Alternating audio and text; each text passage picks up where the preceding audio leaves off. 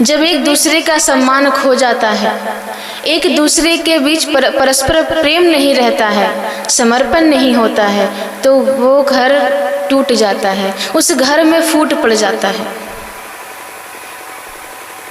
और इसका भी इलाज है कि एक दूसरे के प्रति प्रेम हो, समर्पण हो, सम्मान हो, श्रद्धा हो। कहा जाता है कि जब रिश्ता जुड़े तो पूरी आंख खुली रखो, जोड़ते वक्त सारी कमियां सारी अच्छाइयां देख लो, जांच लो, परख लो। लेकिन जब रिश्ता जुड़ जाए तो आधी आंखें बंद कर लो, अर्थात उसके दोष देखना बंद कर दो, गलतियां देखना बंद कर दे, तभी रिश्ते निभा पाएंगे। रिश्ता जोड़ना एक कला है, लेकिन उस रिश्ते को निभाना एक साधना है।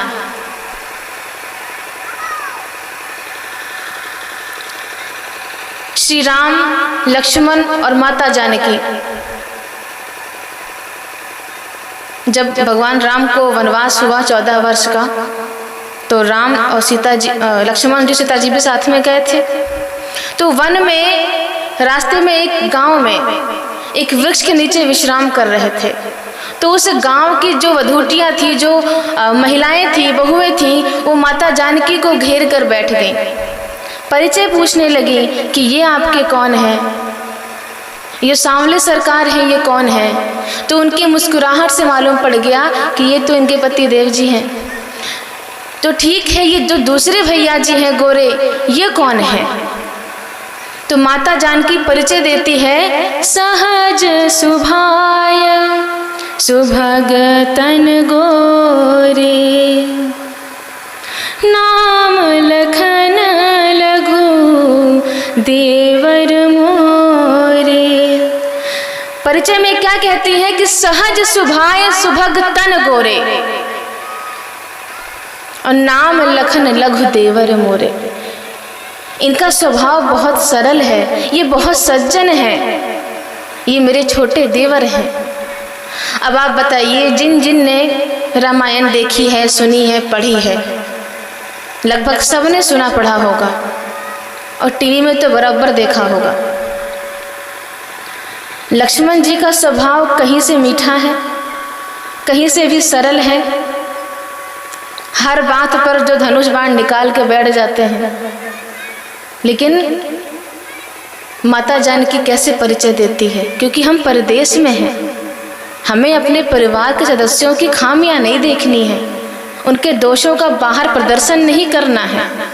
और माता जानकी ये बात भूल सकती है कि भरी सभा में लक्ष्मण जी ने कैसे ललकारा था कि कही जनक अनुचित वाणी, उनके पिता का सीधे नाम लेके बुलाया था। ना आगे विदेह राज, ना राजाधिराज, इतने बड़े राजा को ऐसे डांट के ललकारा था। इस जनक ने ऐसी अनुचित बात कही है, इस तरह से बात किया था। कोई पुत्री अपने पिता का इस तरह का अपमान सह सकती है? लेकिन फिर भी बाहर वालों के पूछने पर माता जानकी अपने देवर का कैसे परिचय देती है, सहज सुभाय सुभग तन गोरे। ये बहुत ही सज्जन है, बहुत ही सरल है। तो कभी भी बाहर वालों के सामने अपने परिवार के सदस्यों का दोषों का वर्णन नहीं करना चाहिए, बल्कि जो गुण हम उसमें देखना चाहते हैं, दो चार बातें उस गुण के बारे में भी बोल देना चाहिए।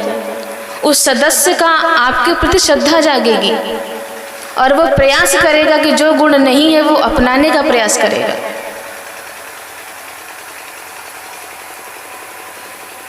दो महात्मा जी थे, एक राजा के यहाँ भोजन के निमंत्रण में गए। भोजन से पहले स्नान की बात थी। एक महाराज जी अपना आसन बिस्तर ठीक कर रहे थे, दूसरे महाराज जी नहाने गए थे। तो राजा उस महात्मा जी के पास आते हैं जो आसन पर बैठे हुए थे।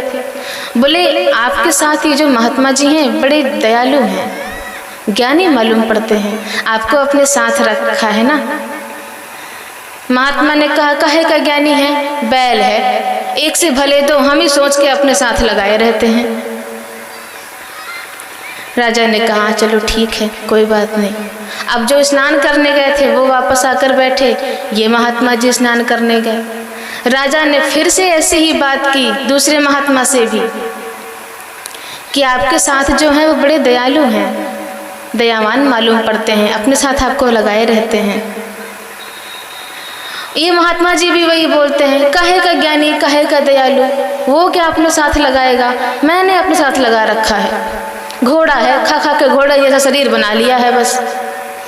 राजा समझ गया दोनों एक से बढ़कर एक हैं। अच्छा ठीक है, दोनों ने स्नान किया, भोजन पर बैठे तो एक के आगे रख दिया घास और एक के आगे रख दिया भूसा। महात्मा ने कहा ये कौन सा मजाक है, भोजन पर बुलाया था, ये घास भूसा खिलाओगे हमको। राजा ने कहा आप ही ने कहा था ये बैल है, आपने कहा था ये घोड़ा है, घोड़ा घास खाता है, बैल भूसा खाता है। तो अपने परिवार के जनों का बाहर ऐसा परिचय ना दो कि खुद ही फंस जाओ। जब तक सम्मान नहीं होगा, प्रेम नहीं होगा, उस घर को टूटने से कोई बचा नहीं सकता है।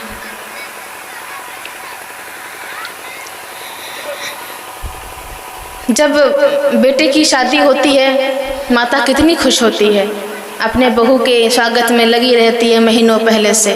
फिर उसके आते ही ऐसी कौन सी कमी निकल जाती है कि पूरे संसार में इन दोनों की बातें चलती रहती हैं, सास बहू की। कौन सा ऐसा कमी निकल जाता है कि नंद भाभी की बातें चलती रहती हैं। बहुओं की या बहनों की अगर बात करें, अगर उनकी माँ डांट लगाती है तो उसको डांट कहती हैं, 2 दिन में या 2 घंटे में ही सब कुछ ठीक हो जाता है और पूरे प्रेम से, पूरे हृदय से अपने माँ के साथ सब कुछ ठीक हो जाता है। फिर से वही प्रेम, फिर से वही व्यवहार। लेकिन जब सासू माँ 2 बातें बोल देती है तो उसको ताने का नाम क्यों दिया जाता है, और उसको ताने का नाम देकर जीवन भर के लिए गांठ बांध कर लेके चलती हैं। इस दिन इन्होंने ये कहा था, इस दिन इन्होंने ये कहा था, उस दिन इस बात पर ये कहा था। और इधर माताओं का भी वही स्वभाव, सासू माओं का भी। अगर आप अपनी बेटी की गलतियां नज़रअंदाज कर सकती हैं, उसे सिखा सकती हैं। 30 साल की बेटी अगर आपके घर में बैठी है तो वो भी आपके लिए बच्ची है, लेकिन 22 साल की लड़की जो शादी करके आपके यहाँ आई है उसको आप अपने बराबर के, जैसे मैंने संभाला है वैसे वो भी संभाले। मतलब आप 50 साल की हैं, वही काम वो 22 साल की उम्र में परफेक्ट करने लगे, एकदम आपकी तरह। तो सासू माओं को भी चाहिए कि पुत्री के समान प्रेम दें, और बहुओं को भी, बेटियों को भी चाहिए कि अपनी माओं को, सासू माओं को बराबर सम्मान दें और प्रेम दें। उनकी बातों को भी वो गांठ ना बांध लें, या तो क्षमा कर दें या क्षमा मांग लें, तभी घर वो फलता फूलता है। वरना इस धरती पर सबसे बड़ा नरक वही है जिस घर में आपस में प्रेम नहीं होता। जिस घर में प्रेम सम्मान नहीं होता है वो घर घर नहीं, मरघट के समान होता है, और प्रत्येक व्यक्ति उस घर में घुट घुट के जीता है कि थोड़ा सा भी मौका मिल जाए तो कब वो घर छोड़कर भागे। इसीलिए जब कोई भी अपने पैरों पे खड़ा हो जाता है, बाहर पढ़ लिख कर इस काबिल हो जाता है, तो वो अलग अलग घर देखो बना लेते हैं, घर में एक साथ नहीं रहना चाहते हैं। विधि प्रपंच गुण अवगुण साना, मानस में बड़ी सुंदर बात लिखी है बाबा ने कि विधाता के बनाए गए संसार में प्रत्येक जीव में, प्रत्येक व्यक्ति में गुण और अवगुण सने हुए हैं। कोई ऐसा नहीं जिसमें कोई अवगुण ना हो, और कोई ऐसा नहीं जिसमें सिर्फ अवगुण हो, गुण ना हो। सब में गुण और अवगुण समान रूप से विद्यमान है। तो रिश्ता तभी बढ़िया से चलेगा, परिवार तभी सुखी रहेगा जब हम एक दूसरे की दोष, एक दूसरे की गलतियां ना देखें। अगर एक गलती कर रहा है, अगर दूसरा समझदार संभाल लेता है तो भी घर टूटने से बच जाता है, और एक के बिगड़ने पे यदि सब बिगड़ जाते हैं तो फिर वो घर पूरा बिखर जाता है। एक के बार 4 भाइयों का परिवार था, सब एक साथ काम करते थे। आपस में भाइयों का बहुत प्रेम था, बहुत गहरा प्रेम था। ऐसा था कि बचपन में चारों भाई एक दूसरे के लिए जान देने को तैयार रहते थे।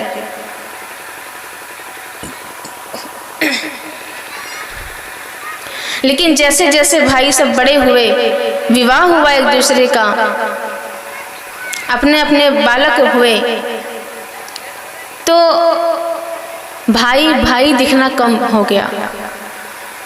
जब अपने बच्चे सामने खड़े हों तो भाई दिखना कम हो जाता है।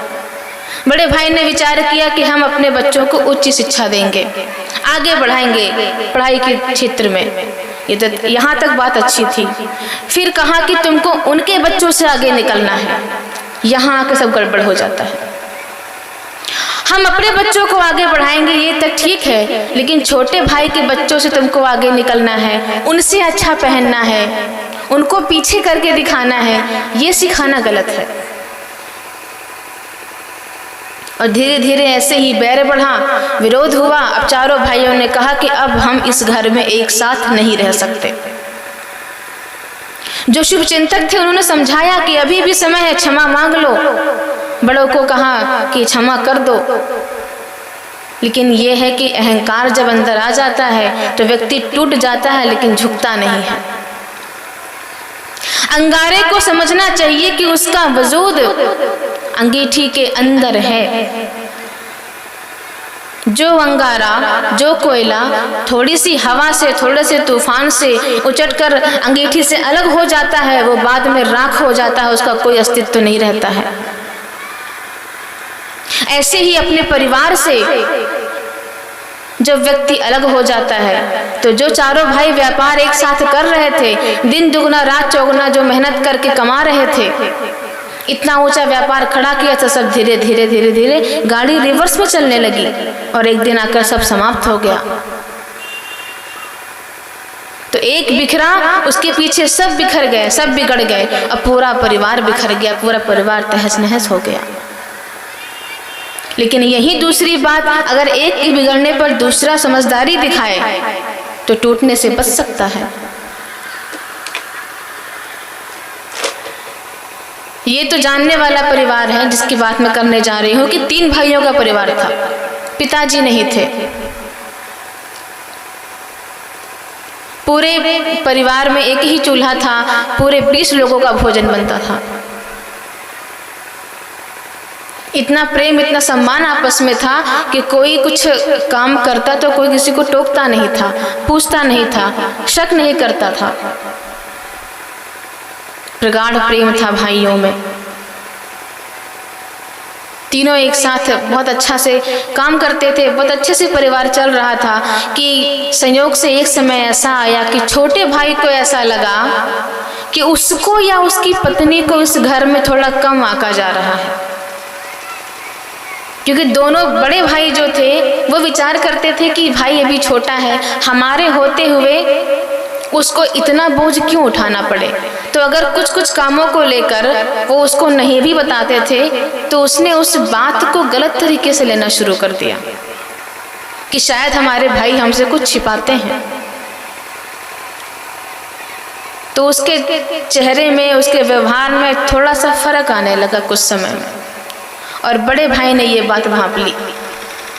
एक दिन बड़े भाई ने अपने छोटे भाई को बुलाया और कहा कि मुझे कुछ दिनों से लग रहा है कि तुम्हारे मन में कुछ विकल्प सा आ गया है, कोई बात ऐसी है जो तुम्हें परेशान कर रही है। छोटे भाई ने कहा नहीं भैया, ऐसी कोई बात नहीं है। पर बड़ा भाई बहुत अनुभवी था, उसने कहा नहीं, मुझे कुछ तो लग रहा है कि कोई विकल्प, कोई बात तुम्हारे मन में है, और इसीलिए मैंने ये फैसला किया है कि जितने भी काम हमारे घर में, हमारे व्यापार में होते हैं, प्रत्येक कागज में तुम्हारा नाम होगा। अब से कोई भी काम तुम्हारे नाम से होगा। छोटे भाई की आंखों में आंसू आ गए। उसको समझ में आया कि बड़े भाई ने मेरी बात को समझी है।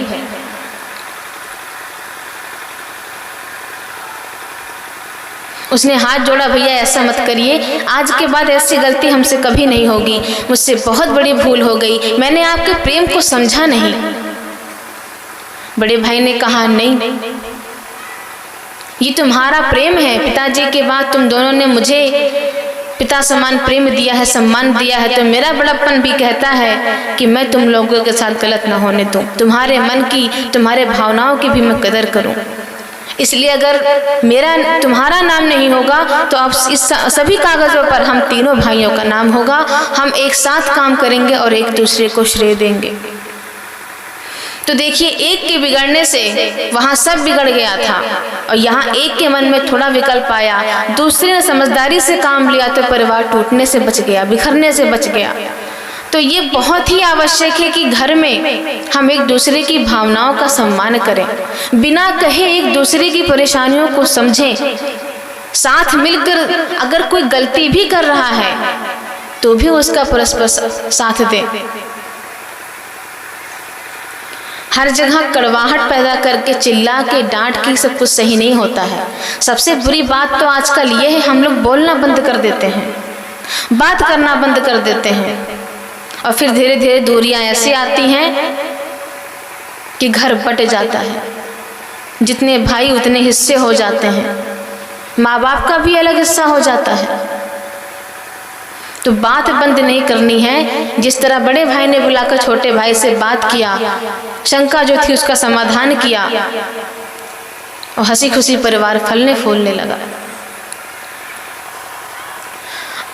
सबसे जरूरी बात है कि घर में फूट पड़ता क्यों है, घर अलग होते क्यों हैं, विद्रोह क्यों होता है, विरोध क्यों होता है। तो घर टूटने के सबसे मुख्य जो है कारण, वो 4 कारण हैं। पहला है ईर्ष्या, दूसरा है स्वार्थ, तीसरा है महत्वाकांक्षी और चौथा है लालच।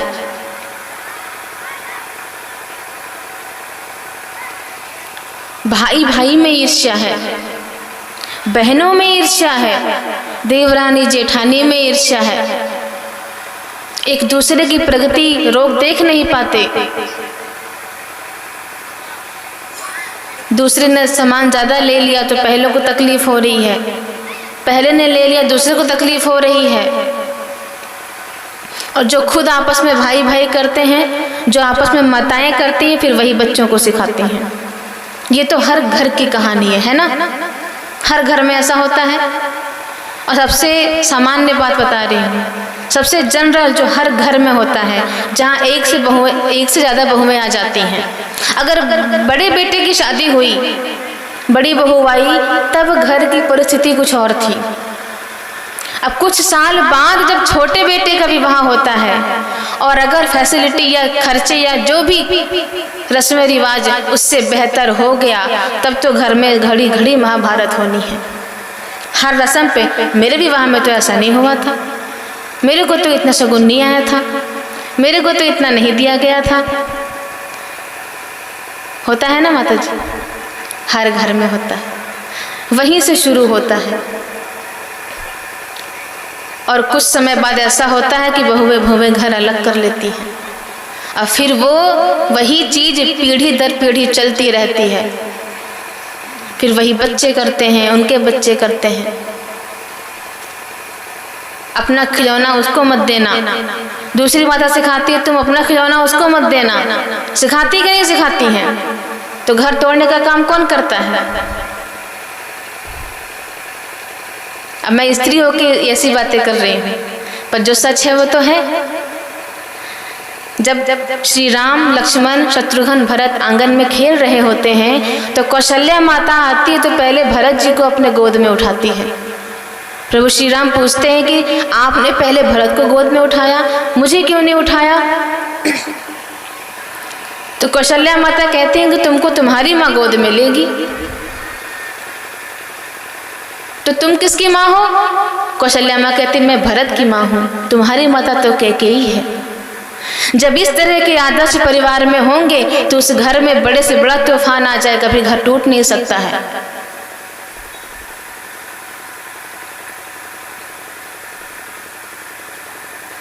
तो ईर्ष्या आपस में नहीं होना चाहिए, ना खुद करें ना बच्चों को सिखाएं, और बच्चों के सामने कभी भी गलत बात ना करें अपने बड़ों के बारे में। जो देखते हैं बच्चे वही सीखते हैं।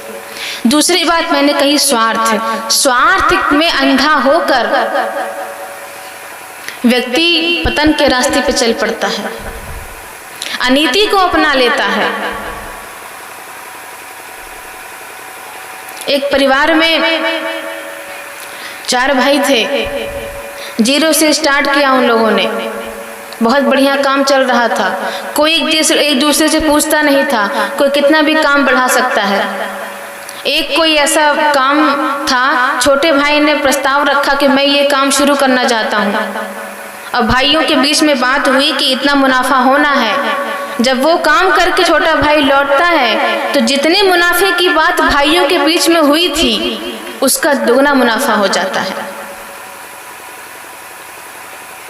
और जितना एक्स्ट्रा मुनाफा हुआ रहता है वो अपनी जेब में रख के और सारे पैसे फिर भाई को दे के चला आता है। और जो एक्स्ट्रा मुनाफा था जेब में रखा, कमरे में आकर पत्नी के हाथ में रख दिया, इसे अलमारी में रख दो, हमारे बुरे समय में काम आएंगे। पत्नी बहुत समझदार थी, बहुत धार्मिक थी, बहुत सज्जन थी। उसने पूछा, आज तक आपने इतने पैसे कभी लाकर तो दिए नहीं, ये कैसे पैसे हैं?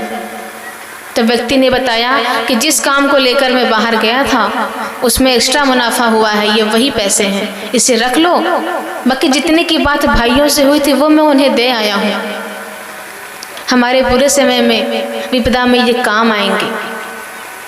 पत्नी ने कहा, ये झूठ बोलकर अपने भाइयों से आप पैसे मुझे लाकर दे रहे हो, मुझे तो इस पैसे में ही दोष दिखाई दे रहा है। अरे ये पैसा तो ऐसा है जो हमारे घर को फोड़ देगा। जब स्वार्थ की बू अगर आप भांप लें और सजग हो जाएं तो कभी भी आप गलत रास्ते पर नहीं जा सकते। पत्नी ने खूब समझाया और उसकी प्रेरणा से उस व्यक्ति की आंखें खुली। वो पैसे भी ले जा करके भैया को बताया, पूरी बात बताई, पैसे भी दिए। तो स्वार्थ नहीं होना चाहिए। स्वार्थ में आकर आदमी कभी भी किसी भी हद तक गिर सकता है, और टूटते टूटते देखिए परिवार बच गया। चौथी चीज है, तीसरी चीज है महत्वाकांक्षी। महत्वाकांक्षी मतलब हर कोई परिवार में अपना महत्व चाहता है कि मेरी ज्यादा चले। पिता चाहते हैं मेरी चले, माता चाहती है मेरी चले, बेटा चाहता है अब मैं कमाता हूं तो मेरी चले, बहू चाहती है घर मैं संभालती हूं तो मेरी चले। सबको अपनी महत्ता से प्रेम है।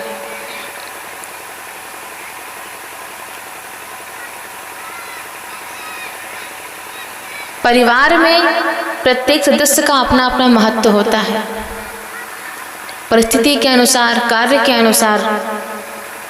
बाहर का काम है तो उसका अलग महत्व है, घर में अगर कोई काम है तो उसका अलग महत्व है। सबका अपना अपना स्थान है। लेकिन जब मेरा मेरा परिवार में होने लगता है, जब एक से अधिक एक परिवार में मालिक हो जाते हैं ना, तो वो घर टूटने से कोई बचा नहीं सकता। एक समाज ऐसा था जहां पर आज तक चुनाव नहीं हुआ था। सब हर 3 साल पर एक साथ बैठते थे, सभा होती थी, कोई अपने को महत्व नहीं देता था, सब एक दूसरे को आगे बढ़ाते थे। तो सभी की सहमति से किसी एक को अध्यक्ष बना देते थे, चुन लेते थे। तो एक भला व्यक्ति था, उसको एक बार अध्यक्ष बनाया गया। कुछ समय बाद उसके घर में उसके भाई से लड़ाई हो गई। अगला 3 साल जब आया तो उस छोटे भाई ने सोचा कि यही बार बार अध्यक्ष क्यों बनेंगे, इस बार चुनाव होना चाहिए, मैं भी इलेक्शन में खड़ा होऊंगा। जब सभा बुलाई गई 3 साल बाद, तो सबने कहा इन्होंने 3 साल तक बहुत अच्छे से संभाला है, फिर से इन्हीं को बना देते हैं, अभी ये युवा हैं, अच्छे से चला सकते हैं समाज को। छोटे भाई ने कहा ऐसे कैसे हो सकता है, मेरे में कौन सी योग्यता नहीं है, मेरे में कौन सा गुण नहीं है, इस बार इलेक्शन होगा, चुनाव होगा और मैं भी चुनाव में खड़ा होऊंगा। अच्छा, उस छोटे भाई के भी कुछ चाहने वाले थे। देखिए अभी चुनाव हुआ नहीं हुआ, वो जीता भी कि नहीं जीता, लेकिन जो समाज अभी तक इतने वर्षों से एक था, एक पल में 2 भागों में बट गया। तो जब हम मेरा मेरा करते हैं, दुर्योधन भी यही चाहता था कि सारी जायदाद मेरी हो जाए, जीत मेरी हो जाए। तो वो युद्ध चला 18 दिनों तक। लेकिन हमारे घर में जब होता है ना तो जीवन भर चलता है युद्ध। कहा ना, पीढ़ी दर पीढ़ी वो निभाती है कि उनसे हमारी बातचीत नहीं होती है बड़े भाई से, तो बड़े भाई के बच्चे भी उनसे नहीं बोलेंगे, उनके बच्चे भी उनसे नहीं बोलेंगे, फिर वो घर एक हो सकता है? कभी नहीं होता है।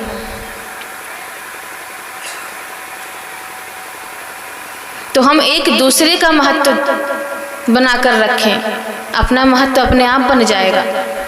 और चौथी चीज है लालच। लालच नहीं होना चाहिए। अपने लाभ के लिए व्यक्ति फिर कुछ भी कर जाता है, किसी का भी अपमान कर जाता है, गलत रास्ता अपना लेता है। तो परिवार में परस्पर प्रेम हो, एक दूसरे के प्रति सम्मान हो,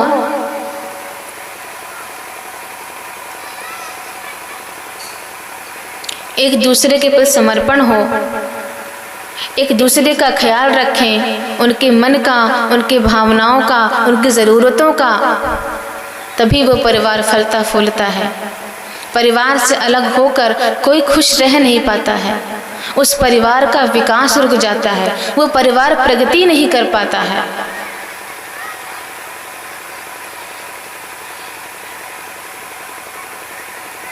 एक छोटा सा प्रेरक प्रसंग है, इसके बाद मैं अपनी बात को विराम दूंगी। कहानी है राजस्थान की, रेगिस्तान। एक पंछियों का समूह था।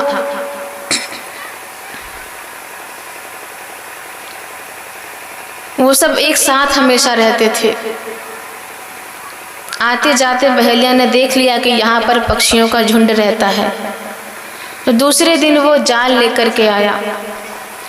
बहेलिया ने जाल बिछाया, दाना डाला और इंतज़ार करने लगा।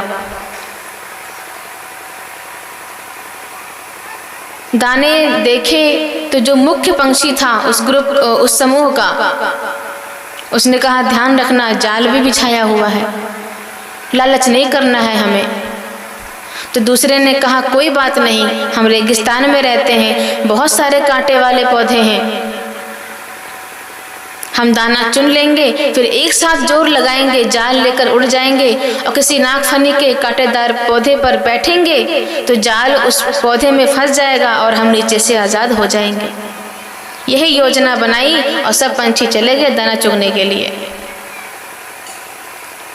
सब पंछियों ने दाना खा लिया, उसके बाद जोर लगाकर उड़े, जाल लेकर के एक पौधे पर जो कांटेदार था उस पर फंसा दिया जाल को, और धीरे धीरे करके सारे पंछी आज़ाद हो गए। 2 दिन 3 दिन चलता रहा ये सिलसिला। लेकिन उस समूह में एक बार 2 पंछियों में लड़ाई हो गई। बहेलिया तीसरे चौथे दिन भी आया, वही जाल बिछाया, दाना भी डाला। सारे पंछी दाने देखे और जाकर के दाना चुनने लगे। जब दाना चुन लिया, अब उड़ने की बारी आई तो जो 2 लड़ रहे थे, मुख्य पंछी ने कहा चलो साथ में उड़ते हैं अब, वरना ये बहेलिया दाना जाल खींचेगा, हम सब फंस जाएंगे और मारे जाएंगे। एक कहती है जो लड़ रही थी, मैं कहती हूँ मैं क्यों, दूसरा कहता है मैं क्यों के चक्कर में सब लड़ते रहे अंदर। और तब तक बहेलिया ने देखा, रस्सी खींचा, सारों को फंसा लिया और लेकर के चला गया। सब एक साथ मारे गए। तो जब हम आपस में लड़ते हैं तो बाहर वाले भी फायदा उठाते हैं, इससे यही सीख मिलती है। तो एक अगर संभल जाए तो परिवार टूटने से बच सकता है, ईर्ष्या ना हो आपस में तो परिवार बच सकता है, स्वार्थ नहीं होना चाहिए तो परिवार बच सकता है, महत्वाकांक्षी नहीं होना चाहिए, लालच नहीं होना चाहिए और फूट नहीं होना चाहिए, लड़ाई नहीं करना चाहिए, दोष नहीं देखना चाहिए। और इन सब का इलाज एक है, प्रेम। जहाँ प्रेम होता है वहाँ ईर्ष्या हो ही नहीं सकती, वहाँ तो एक दूसरे की प्रगति में अपनी प्रसन्नता है, दूसरे के सुख में अपना सुख है।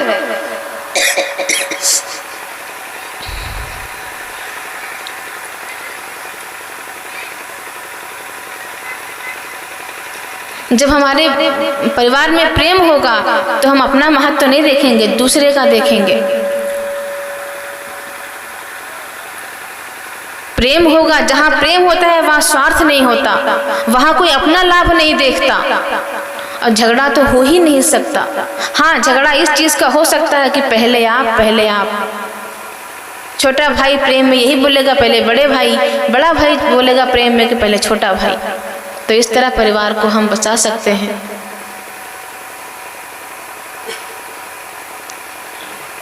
तो इसलिए परिवार में सम्मान, प्रेम, समर्पण एक दूसरे के साथ बनाए रखें और हमेशा खुश रहें।